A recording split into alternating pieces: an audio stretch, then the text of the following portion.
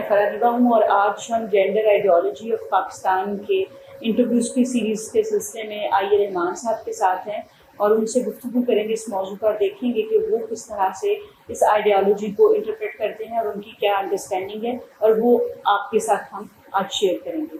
تو سر آپ کا بہت شکریہ، آپ نے وقت نکالا اس اہم موضوع کے لیے۔ اس سے پہلا سوال یہ ہے کہ ہماری قدیم زمانے میں جو عورت تھی اور جو آج جدید زمانے میں ہے، اس میں کوئی ہم آہنگی یا اختلافات پائے جاتے ہیں؟ دیکھیے، پاکستانی عورت جو ہے وہ ایک طرح سے ٹرانزیشن میں ہے۔ جی جو روایتی تصور تھا پاکستانی عورت کا جی یا جو روایتی کردار تھا، اس میں اس کی پوزیشن بائی اینڈ لارج ایک جانور کی سی تھی، گائے بھینس کی تھی۔ اس کی اپنی رائے کوئی نہیں ہو سکتی تھی، جی اس کی اکنامک آزادی نہیں ہو سکتی تھی، اس کا کوئی کنٹریبیوشن نہیں ہوتا تھا فیملی افیئرز میں یا زندگی میں، جی اور وہ ہر طرح سے ڈپینڈنٹ تھی مرد پر۔ جی اب یہ ہوا ہے کہ مگر یہ کہ ہمیشہ اس سے بچ کر نکلنے والی عورتیں بھی ہوتی تھیں، ٹھیک میں بہت تھوڑی تعداد میں۔ اب یہ ہوا ہے کہ وہ ان عورتوں کی تعداد میں اضافہ ہو گیا ہے جو اس ڈگر سے نکل کے خود مختار ہو گئی ہیں، کسی حد تک اپنے معاملات طے کر سکتی ہیں، اکنامیکلی انڈیپینڈنٹ ہو گئی ہیں، یا بچوں کو پال سکتی ہیں اور نکٹو شوہروں کو بھی پال سکتی ہیں۔ تو یہ ہوا ہے، لیکن یہ ابھی ایسی عورتوں کی تعداد کم ہے اور وہ انہیں اچھا نہیں سمجھا جاتا۔ ہمارا جو معاشرہ ہے وہ ابھی تک اسی روایتی عورت کو پسند کرتا ہے جس کی آواز نہ ہو، جو مطالبہ نہ کرے، جو کچھ خود کرنے کے قابل نہ ہو اور ڈپینڈنٹ ہو۔ اور اس کی وجہ یہ ہے کہ ویسے تو ہمارے ریاست نے بہت سے دعوے کیے ہیں عورتوں کی بھلائی کے لیے، عورتوں کی ترقی کے لیے، لیکن وہ جو عوامل ہیں جو اس کو پرانے طرز پر رہنے میں مجبور کرتے ہیں، ان میں تبدیلی نہیں آئی۔ مثلاً کہ ہمارا معاشرہ ابھی تک فیوڈل بندشوں میں جکڑا ہوا ہے، اور فیوڈل سماج میں عورت کا مقام جو ہے وہ بہت پست ہے۔ عورت آزاد ہو نہیں سکتی جب تک کہ جاگیردارانہ نظام اور جاگیردارانہ ویلیوز ہیں آپ کے ملک میں جاری ہیں۔ ایک تو یہ مسئلہ ہے۔ دوسرا مسئلہ یہ ہے کہ ہمارے ملک میں مذہب کی جو تعویل کی جاتی ہے وہ صریحاً نہ مذہب کے مطابق ہے نہ عورتوں کے حق کے مطابق ہے، بلکہ فرض یہ کر لیا گیا ہے۔ ویسے تو دعویٰ کرتے ہیں، ہر آپ کو عالم یہ کہے گا کہ اسلام نے بہت تمام حقوق دیے ہیں عورتوں کو اور وہ مرتبہ دیا ہے جو کہیں اور نہیں ہے، یہ کہا جائے گا، لیکن ساتھ ہی یہ بھی کہہ دے گا کہ عورت کا مقام گھر میں ہے، وہ چار دیواری میں رہنا چاہیے، وہ اس کا کام ہے بچے پالے، اس کا کام ہے کہ تابع داری کرے اور وغیرہ وغیرہ۔ اور جو یعنی شوہر جو ہے وہ خدائے مجازی ہے، اس کی تعظیم، اس کی تکریم، اس کی تابع داری یہ عورت کا فرض ہے۔ تو یہ سب ہے۔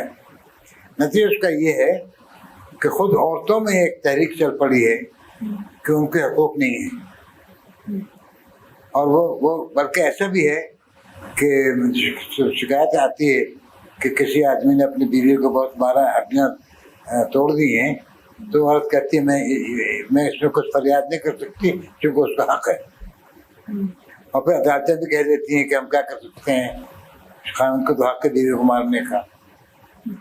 تو یہ جو صورت ہے وہ جو فیکٹرز ہیں، جو عوامل ہیں عورت کی پابندی کے، عورت کو پابند رکھنے کے اور درجہ گرانے کے، وہ ابھی تک موجود ہیں، اس لیے یہ کشمکش ہے۔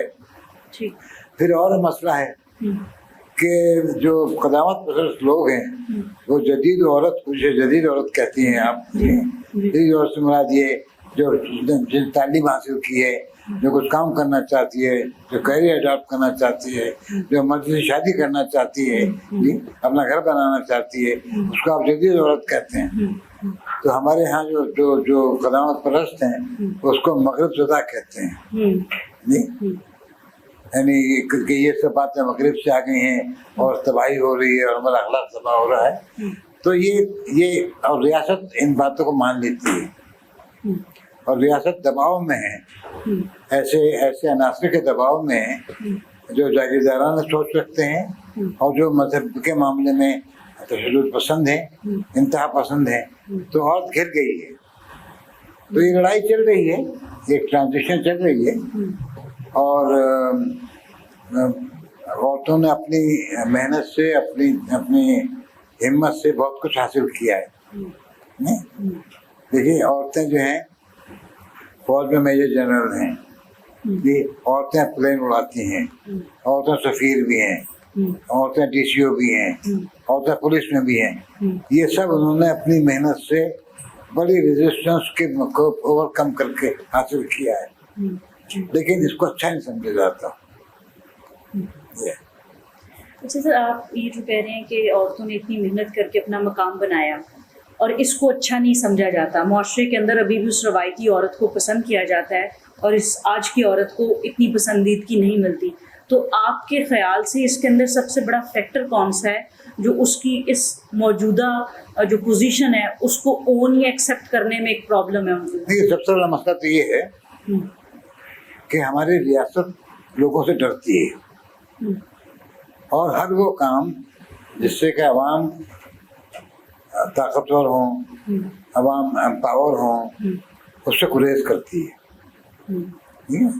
اسی لیے ہمارے ملک میں جمہوریت نہیں پنپ رہی، کیونکہ ہم عوام کو برابر نہیں سمجھتے.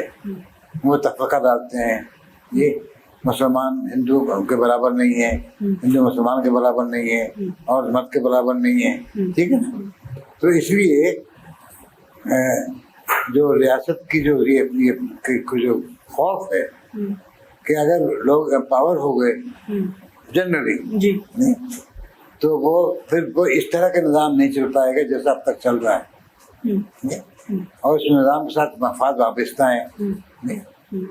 دیکھ رہے جو بھی مراحت یافتہ طبقہ ہے وہ تھوڑا ہے، لیکن مراحت بہت زیادہ ہیں ان کے ساتھ. ٹھیک ہے، تو اس میں عورتیں بھی شامل ہیں. اب عورتوں کا مسئلہ یہ ہے کہ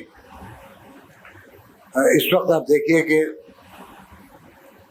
بیشتر یونیورسٹیوں میں لڑکیوں کی تعداد لڑکوں سے زیادہ ہے. ابھی امتحانات ہوتے ہیں، لڑکیاں لڑکوں سے اچھا کام رزلٹ دکھاتی ہیں، لیکن ان کی کھپت نہیں ہے. اگر وہ دکھاتی ہیں تو ان کو مواقع نہیں ملتے وہ کام کرنے کے.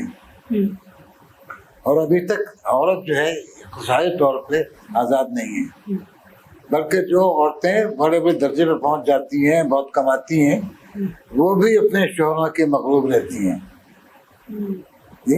وہ اپنی آمدنی سے گھر بناتی ہیں تو ملکیت ان کی نہیں ہوتی.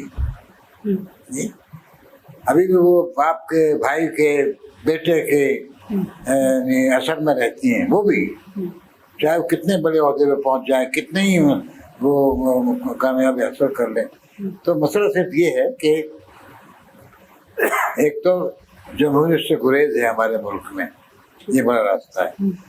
دوسرے جو ابھی جو یلغار آ گئی ہے ہمارے ملک میں انتہا پسندی کی، اس نے عورت کو اور پیچھے پھینک دیا ہے. سر مشرق میں بھی وومن کے اوپر، جینڈر کے اوپر کچھ کام ہوا ہے؟ کیونکہ ہم یہ دیکھتے ہیں کہ مغرب کے اندر فیمنزم شروع ہوا اور وہاں سے ایک تحریک اٹھی جو اب تو بہت زیادہ پھیل گئی ہے. تقریباً دنیا کے بڑے حصوں میں آپ کو فیمنزم کی تحریک نظر آتی ہے. تو آپ کو لگتا ہے کہ مشرق میں بھی اسی طرح کی فیمنزم کے اوپر یا جینڈر کے اوپر کوئی کام ہوا ہے؟ نہیں، کام تو ہوا ہے. اور مشرق سے مراد اگر آپ کے وائڈر مشرق ہے، جی وائڈر، تو آپ یہ دیکھیں گے کہ مشرقی ممالک میں عورتوں کی تحریکیں بہت زور سے چل رہی ہیں. نہیں، پاکستانی عورت کے مقابلے میں ایرانی عورت بہت زیادہ آزاد ہے. पाकिस्तानी औरत के मुकाबले में अल्जीरियन औरत बहुत ज़्यादा आज़ाद है, मोरक्कन औरत ज़्यादा आज़ाद है जी। हाँ, सऊदी अरब वाले नहीं हैं, नहीं, वो दूसरी बात है। लेकिन इराक में निस्बतन आज़ाद थी, मलेशिया में बावजूद सारी बड़ा कदामत परस्त समाज है, लेकिन मलेशिया में आप जाइए देखिए, औरतें दुकान चलाती हैं, औरतें काम करती हैं, औरतें करती हैं। तो ये ऐसा नहीं है कि मशरक़ में तहरीकें नहीं चल रही हैं, ये हाँ। अब उसमें ये होता है कि फेमिनिज्म को थोड़ा सा लोग यहाँ डरते हैं और अच्छा नहीं समझते, इसलिए उसमें भी किसी हद तक एक असर्टिवनेस आ गई है, ठीक है ना। जब आप औरत की बात रास्ते से नहीं मानते तो वो मजबूर हो जाती है कि वो अपनी बात मनवाने के लिए असर्ट करे, मुजाहरा करे, या उसमें उसकी लहजे में सख्ती आ जाए, करख्तगी आ जाए, ये हो सकता है। तो इससे वो लोग घबराते हैं, लेकिन इसकी ज़रूरत नहीं है। किताबें लिखी गई हैं, आपने मजलिसी का नाम सुना होगा, किताबें लिखी हैं। तो ऐसा होता है कि औरतें अपनी तहरीक में असर्टिव हो जाती हैं, बल्कि बाज़ औक़ात मुज़ाहरे भी करती हैं, उसमें लड़ाई दंगा भी हो जाता है। ये हमारे जैसे मुल्कों की बात है, वरना ये ज़रूरत इसकी बात की नहीं है। अगर आप औरतों को उनका हिस्सा देते रहें तो उसमें हमारे मुल्क में भी ये औरतों के हकूक़ की तहरीक जो है वो बराबर हो जाएगी जी। अच्छा सर, आपने जैसे अभी बताया कि मशरिक़ में भी तहरीकें चलती रही हैं और कुछ मुल्कों की मिसाल भी दी कि वहाँ की औरत बेहतर उस तहरीक से हुई, लेकिन इसकी क्या वजह है कि मगरिब की जो तहरीक थी फेमिनिज़म, उस तहरीक ने ही ज़्यादा पॉपुलैरिटी गेन की और वही नैरेटिव जो है वो ज़्यादा जगहों तक फैला। हमारी मशरिक़ की तहरीकों ने वैसा इन्फ्लुएंस वर्ल्ड को क्यों नहीं किया जैसा मगरिब की तहरीक ने किया? इसकी क्या वजह? आपने ये जो मगरिब और मशरिक़ का मसला है, ये इसमें उलझने की बात नहीं है जी। आप मगरिब से हर चीज़ लेते हैं, ये कलम आपने मगरिब से लिया हुआ है जी, आपने चश्मा मगरिब से लिया हुआ है, आप डाइनिंग टेबल मगरिब से लेते हैं जी, आप वोट डालने का तरीका आपने मगरिब से लिया हुआ है जी।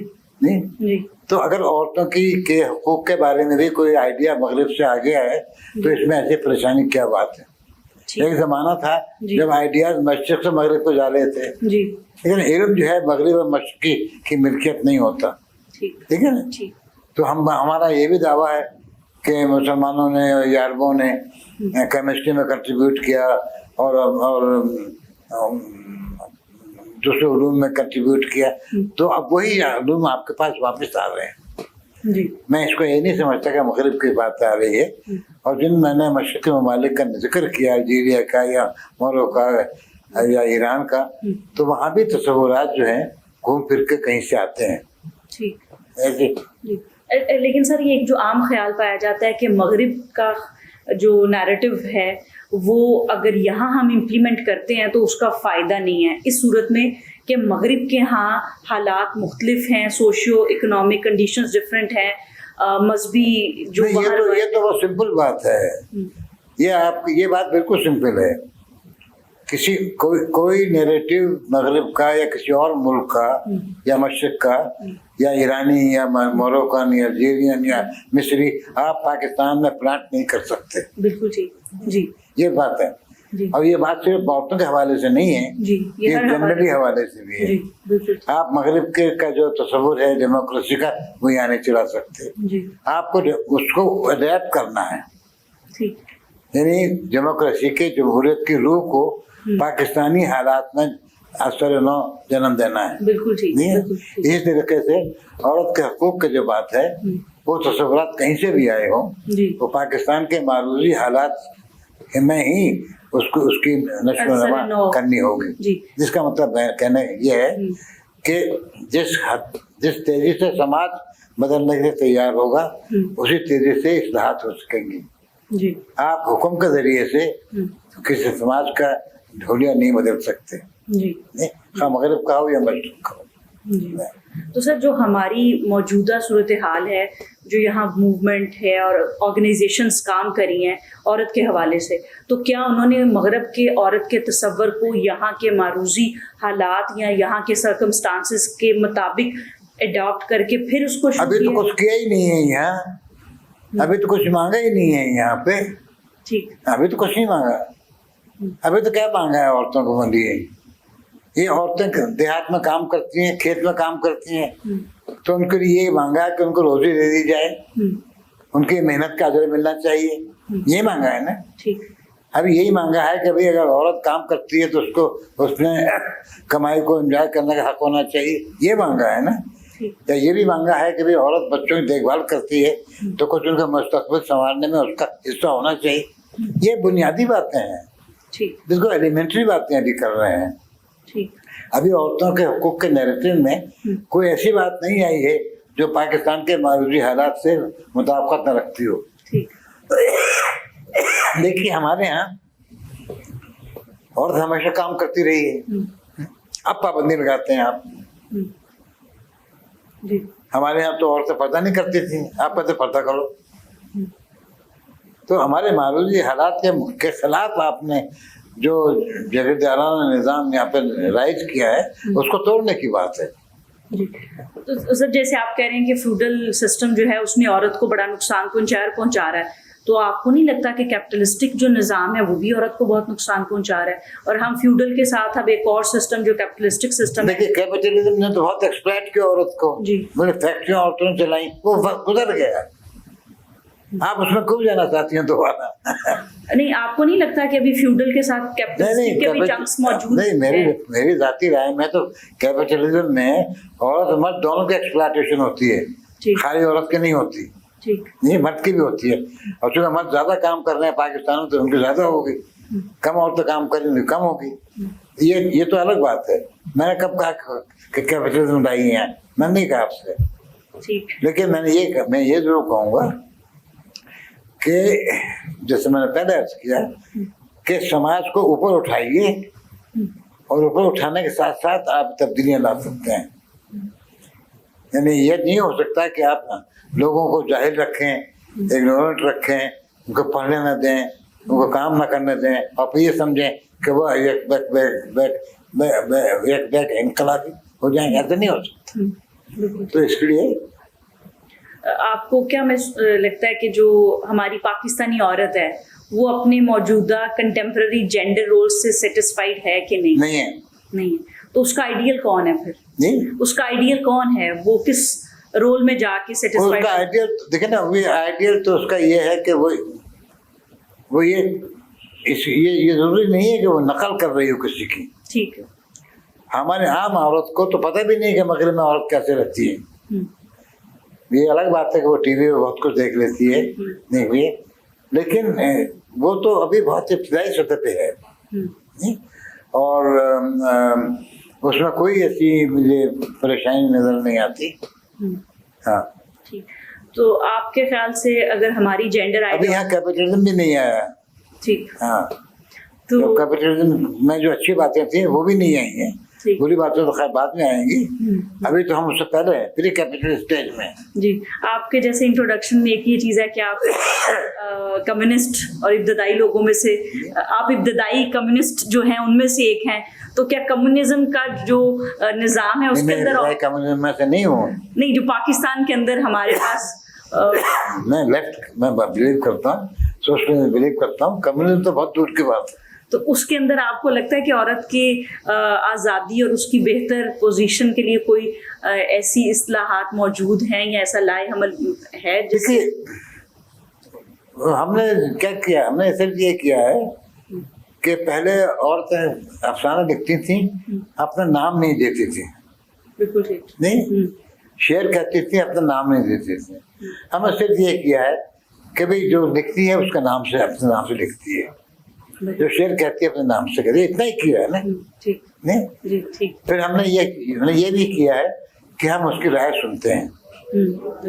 ابھی مانتے تو کوئی بھی نہیں ہے, لیکن سننا شروع ہو گئے. لیکن ہم سنتے تو ہیں. ہم نے صرف کہا ہے کہ یہ بھی آپ کے برابر ہے. اگرچہ آپ بہت دیر لگائیں گے ماننے میں, جی تو میں سمجھتا ہوں کہ اگر میری رائے پوچھیں تو ظاہر ہے سوشلزم میں جو ہے عورتوں کو زیادہ موقع ملتے ہیں، ٹھیک، عورتوں کو ان کے ساتھ انصاف زیادہ ہوتا ہے، ان کی حیثیت میں فرق پڑتا ہے، اور کمپلیٹ سوشلزم تو ابھی کہیں بھی نہیں ہے، کہیں ہوا ہی نہیں، لیکن جن ملکوں میں تھوڑی اس طرف ہوئی ہے تو وہاں عورتوں کو مقام ملا ہے، عورتوں کو کام کرنے کا موقع ملا ہے،